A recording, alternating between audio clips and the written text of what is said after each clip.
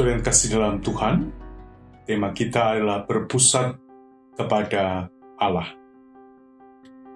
Kedekatan dengan Tuhan Allah adalah hal yang begitu penting bagi bangsa Israel. Dalam kitab Mazmur, pemazmur mengungkapkan bagaimana perasaan berada di dalam rumah Tuhan. Kerinduan yang sama juga dimiliki oleh orang Israel di pembuangan. Dan di zaman Darius didapati sebuah piagam lama yang menyatakan supaya bait Allah di Yerusalem dibangun kembali dan perkakasnya dikembalikan. Dan Darius melakukannya sampai selesai pembangunan bait Allah itu. Dalam Esra 6 ayat 15-16 dikatakan, maka selesailah rumah itu pada hari ketiga bulan Adar, yakni tahun ke-6 zaman pemerintahan Raja Darius. Maka orang Israel, para imam, orang-orang Lewi, dan orang-orang lain yang pulang dari pembuangan merayakan penahbisan rumah Allah ini dengan sukaria. Saudaraku, sukacita karena kerinduan hidup dengan Allah menjadi nyata dalam kehidupan orang Israel ketika kemudian bait Allah yang sebelumnya runtuh, hancur, dan perkakasnya dibawa ke Babel. Kemudian mereka kembali mendapati sebuah bait Allah yang kembali berdiri dan perkakasnya tepat di tempatnya.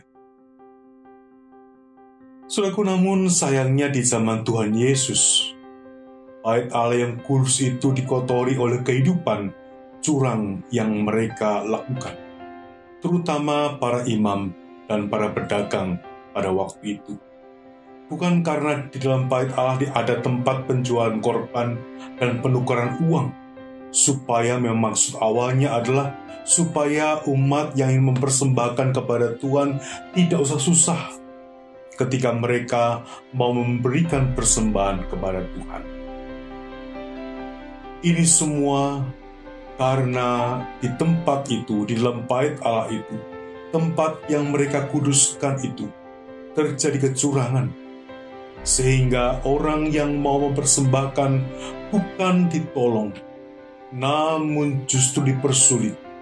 Dan harga ternak dan harga penukaran uang itu demikian mahal dan penuh dengan kecurangan.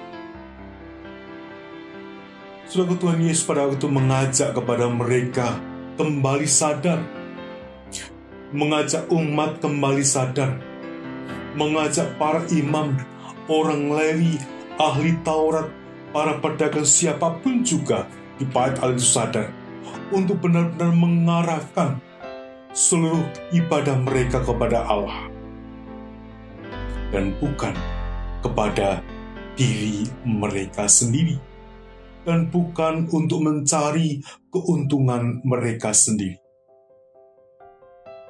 Saudaraku, dari bacaan ini mari kita sebagai orang yang beriman kepada Tuhan, kita mengarahkan seluruh hidup kita, seluruh ibadah kita kepada Tuhan Allah.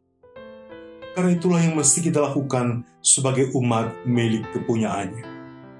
Mari lakukanlah sepanjang persiaran kita, persiaran mengikut teladan Kristus dalam hidup kita. Amin.